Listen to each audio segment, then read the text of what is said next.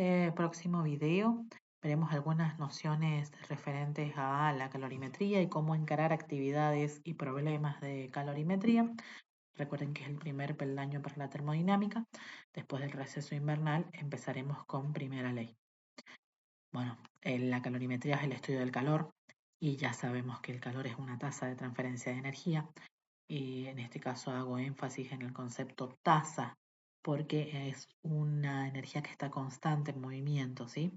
Y por lo tanto, en este caso consideramos sistemas en el que yo le agrego ya sea hielo, agua, materiales calientes, etcétera, a sistemas que se comportan cerca de la idealización y por lo tanto son sistemas aislados en el que yo puedo ver cómo va cambiando la energía dentro de ese sistema. La calorimetría utiliza dos variables, el calor específico y el calor latente. También tenemos la capacidad calorífica, pero la capacidad calorífica la profundizaremos en primera ley, así que nos vamos a dedicar pura y exclusivamente al calor específico y al calor latente. Bien, vamos primero con el calor específico. Si yo tengo un sistema al que yo le estoy entregando energía, ese sistema, a medida que yo le voy entregando energía, voy viendo que no es lo mismo que yo le entregue energía a algo que tiene una masa pequeña a algo que tiene una masa mayor y algo que tiene una masa mucho mayor. Necesito más energía mientras más grande es el sistema al que yo estoy observando. Por lo tanto, el calor depende de la cantidad de materia que yo tenga, de la masa. Por otro lado, no es lo mismo que yo vaya de menos 15 grados a 200 grados Celsius a que yo vaya, por ejemplo, de 10 grados a 11 grados. La amplitud térmica, o sea, el delta de temperatura, también me hace variar la cantidad de energía o la variación o la tasa de transferencia de energía que va a tener el sistema que yo esté mirando. Y finalmente, esta cantidad de energía o tasa de energía que yo le voy a estar agregando va a ser diferente al tipo de material que yo esté mirando. No es lo mismo que yo le esté entregando calor a un pedazo de metal a que le esté entregando calor a agua, hielo que quiero que vaya a vapor y así sucesivamente. Bien, entonces la tasa de energía que yo le entregue va a depender al sistema que yo esté mirando, va a depender pura y exclusivamente de la naturaleza del material. Por ejemplo, 4190 joules de calor para elevar la temperatura de un kilogramo de agua, perdón, en este caso 4190 joules va a ser lo que yo voy a necesitar agregarle a agua para que aumente 1 grado Celsius, ¿sí? Y así cada material va a tener su calor específico en función de la cantidad de energía que yo tenga que agregar. Bien, por otro lado, llega un momento cuando yo estoy entregándole energía a un sistema que se clava a la temperatura, o sea que no importa cuántas veces yo la tome, siempre me sigue dando lo mismo. En ese momento es por cuando está coexistiendo dos estados, ¿sí? Esto lo vemos claramente en el agua. El agua tiene un momento en el que coexiste el estado sólido, por ejemplo, con el estado líquido, cuando el agua está yendo hacia la fusión. Y yo, mientras voy tomando la temperatura, reiteradas oportunidades me da, por ejemplo, 0 grados. Otro momento en el que el agua tiene el mismo comportamiento y que se clava la temperatura es cuando llega, por ejemplo, a los 100 grados si estuviéramos al nivel del mar, 100 grados Celsius. ¿Qué significa esto? Que el agua está recibiendo la energía, está intercambiando energía, está queriendo pasar del sólido, por ejemplo, si estaba en hielo y quiero que vaya líquido, está recibiendo esa energía y hasta que no recibe toda la energía que necesita, no pasa al estado que yo necesito. Por ejemplo, si yo tengo agua-hielo, quiero que pase al estado líquido, por lo tanto, el agua se va a fusionar, o sea, hacer fusión. Y por otro lado, sería lo mismo si yo tengo agua líquida y quiero que el agua pase a estado vapor. O sea, cuando el agua vaya a vaporizarse, ¿sí? Le va a pasar exactamente lo mismo. A este concepto se le llama calor latente. Entonces, el calor latente va a ser también un valor de tabla que obviamente va a depender de las presiones atmosféricas en la zona en la que yo esté, y va a variar así en el estado al que yo esté pasando. Obviamente no es lo mismo que yo esté pasando del estado sólido al estado líquido a que esté pasando del estado líquido al estado vapor. Bien, acá tenemos entonces las dos fórmulas que podemos calcular, ya sea para calor latente o para calor específico. Bien, ¿para qué sirve esto? Obviamente para ver las tasas de energía que yo voy a necesitar para que algo pase de un estado a otro. Y acá es donde aparecen las gráficas de cambio de estado. Particularmente nosotros siempre la vemos en el agua, ¿bien? Una aclaración, nosotros siempre graficamos en el eje horizontal, o sea, en el eje X, no es cantidad de calor, sino que normalmente es el tiempo, ¿sí? En función de la temperatura, ¿bien?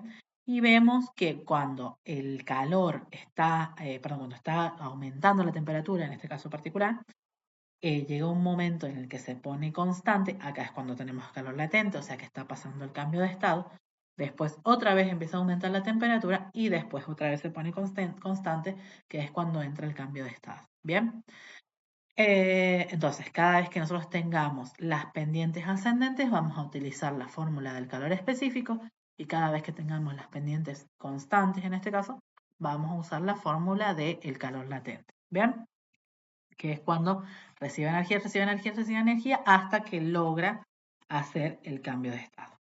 Bien, vamos directamente a lo que nosotros necesitamos. En este caso son estrategias para resolver problemas de calorimetría. Esa es la razón del video. Aquí he puesto algunos pasos que nosotros podemos llevar a cabo. Bien, la idea en primer lugar es que ustedes identifiquen cuáles son los conceptos importantes, qué está fluyendo, de qué a dónde, digamos. A eso le llamamos identificar. Después vamos a ir a un planteamiento, que lo he puesto planteamiento 1 y planteamiento 2. La idea es que ustedes primero detecten qué es lo que está intercambiando calor, ¿sí?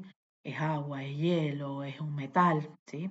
Y obviamente en este caso vean quién están interactuando, qué le está agregando, hacia dónde quiere ir.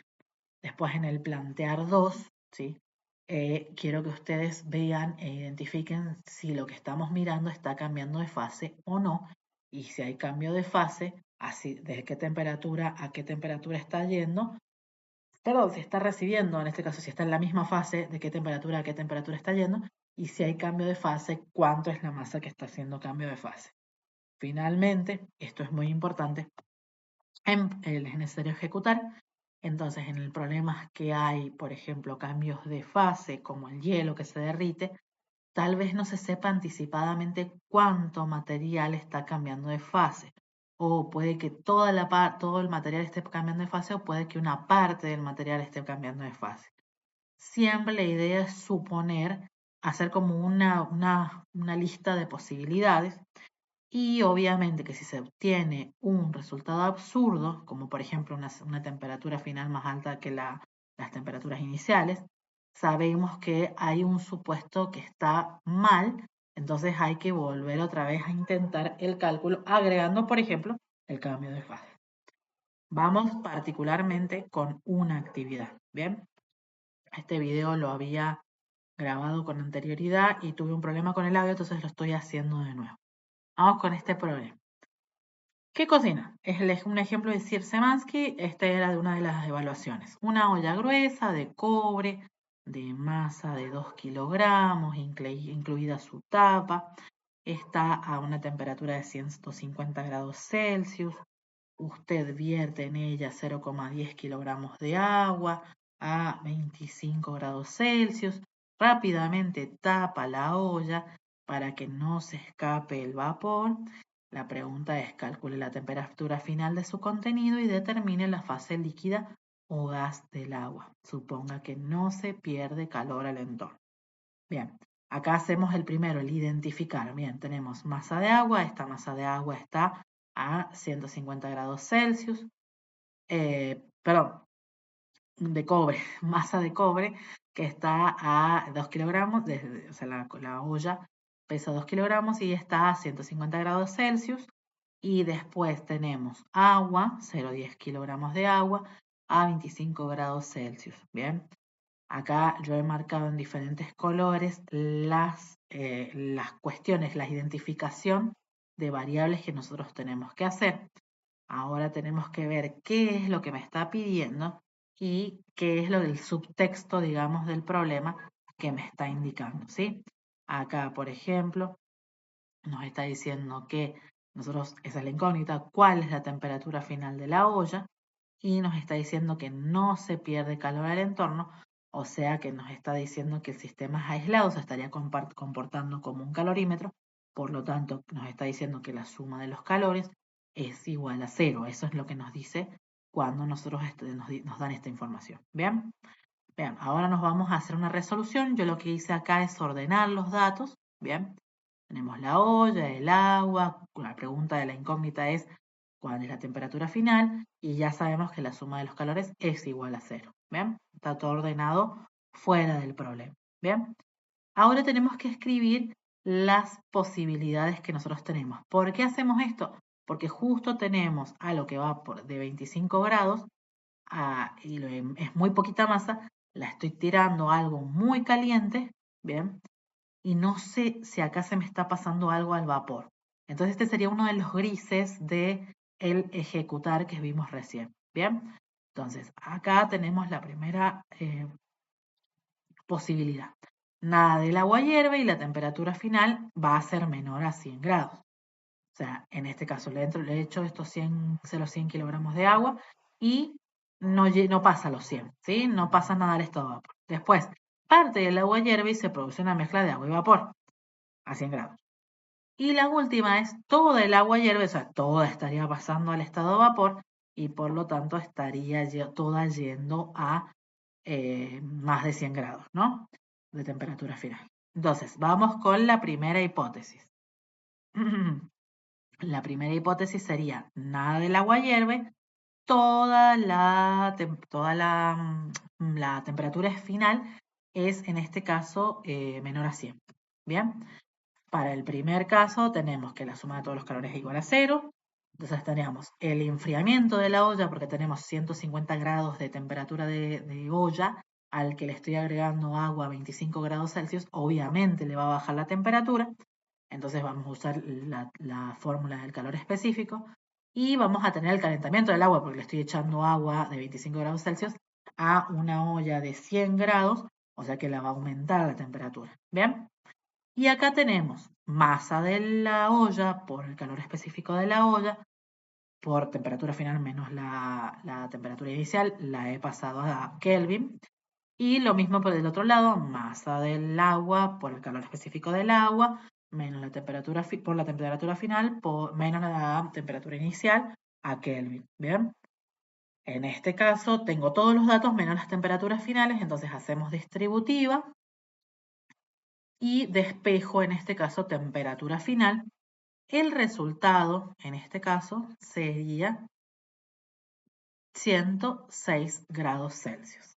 ¿Qué pasa acá? Me está dando más grande que 100 grados Celsius. Acabo de decir que si me da por debajo, significa que no hay cambio de estado.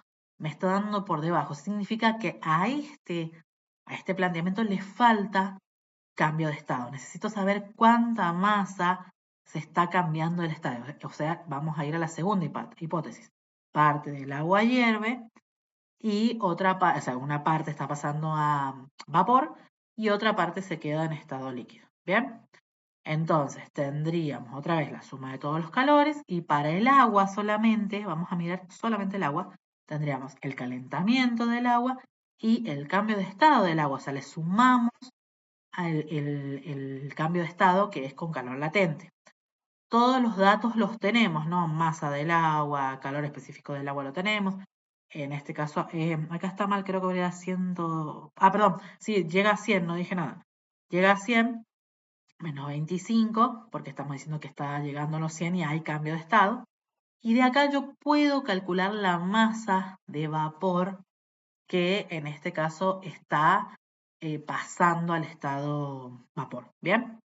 O sea, teniendo todos estos datos y esto pasa dividiendo para el otro lado, obtengo que es la masa de vapor es 0,034 kilogramos. ¿Bien? Si yo ahora todos estos datos los llevo al primer caso, o sea, tengo enfriamiento de la olla, calentamiento del agua y cambio de estado del agua con esta masa, puedo obtener cuánto va a ser la temperatura final. Bien, y de esa manera sabríamos cuánto es la temperatura de todo en este caso de todo el proceso del sistema que está atravesando. Bien, espero que haya servido. La idea es de ir siempre con un video acompañando los temas, obviamente teniendo en cuenta los tiempos laborales, digamos. Cualquier consulta me la pueden hacer.